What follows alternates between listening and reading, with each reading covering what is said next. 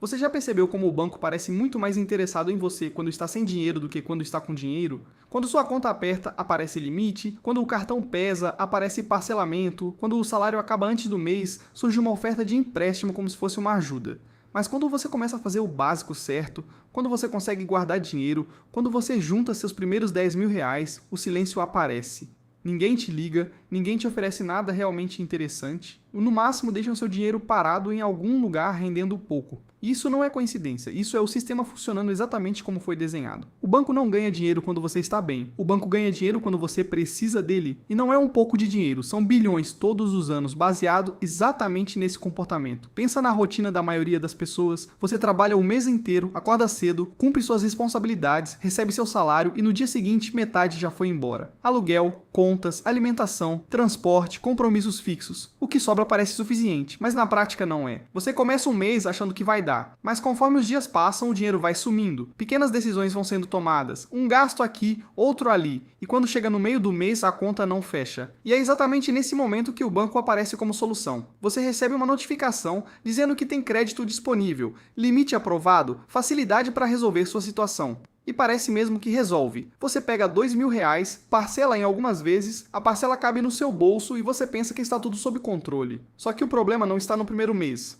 O problema começa no mês seguinte, porque agora você não tem apenas seus gastos normais, você tem também a parcela. E essa parcela tira uma parte da sua liberdade todos os meses. O dinheiro que antes já era curto, agora fica ainda menor. E o ciclo começa a se repetir. O mês aperta mais cedo, a necessidade aparece mais rápido e o banco continua ali oferecendo mais crédito. Quando você percebe que não está mais usando o banco como uma solução pontual, você está vivendo sustentado por crédito. E crédito não resolve sua vida. Crédito antecipa seu problema. Agora olha o outro lado. A pessoa que tem 10 mil reais guardados não vive essa realidade. Ela não é rica, não está aposentada, não vive de renda passiva, mas ela tem algo que muda tudo: margem. Quando aparece um problema, ela resolve. Quando surge um imprevisto, ela paga. Quando precisa tomar uma decisão, ela tem tempo. E tempo muda completamente a qualidade das decisões. Uma pessoa sem dinheiro decide no desespero, aceita qualquer condição, paga qualquer preço, entra em qualquer parcelamento. Uma pessoa com reserva decide com calma, compara, negocia, escolhe. E essa diferença que parece pequena no começo se acumula ao longo dos anos de uma forma absurda. Agora vamos colocar isso em números simples. Duas pessoas ganham exatamente a mesma coisa, 4 mil reais por mês. Têm a mesma vida, os mesmos gastos, a mesma rotina.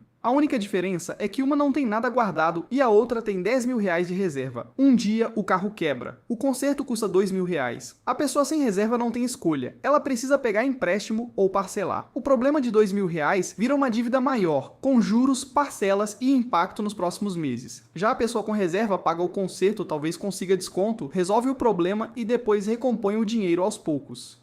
O mesmo problema, duas consequências completamente diferentes. E é exatamente isso que muda o jogo. O banco adora o primeiro tipo de cliente, porque ele precisa do banco o tempo inteiro. Ele usa crédito, entra no rotativo, paga juros, renegocia, parcela. Ele é previsível e lucrativo. Já o segundo cliente é o oposto. Ele não precisa do banco. Ele não aceita qualquer taxa. Ele não entra em desespero. Ele escolhe. E escolha não gera tanto lucro quanto necessidade. E aqui está o ponto mais importante de todo esse vídeo. O banco não precisa que você seja pobre. Ele precisa que você seja vulnerável. Vulnerável significa sem reserva, sem margem, sem opção. Porque quando você não tem opção, qualquer solução parece boa, mesmo que seja ruim no longo prazo, mesmo que te prenda, mesmo que te custe caro. Mas chegar nos 10 mil reais parece impossível para muita gente. Eu entendo isso. Quando você está no vermelho, quando está pagando juros, quando o dinheiro mal sobra, pensar em guardar parece fora da realidade. Só que esse é o maior erro que você pode cometer, porque você não precisa começar com 10 mil, você precisa começar pequeno, com 100 reais, com 200 reais, com 300 reais, e manter isso ao longo do tempo.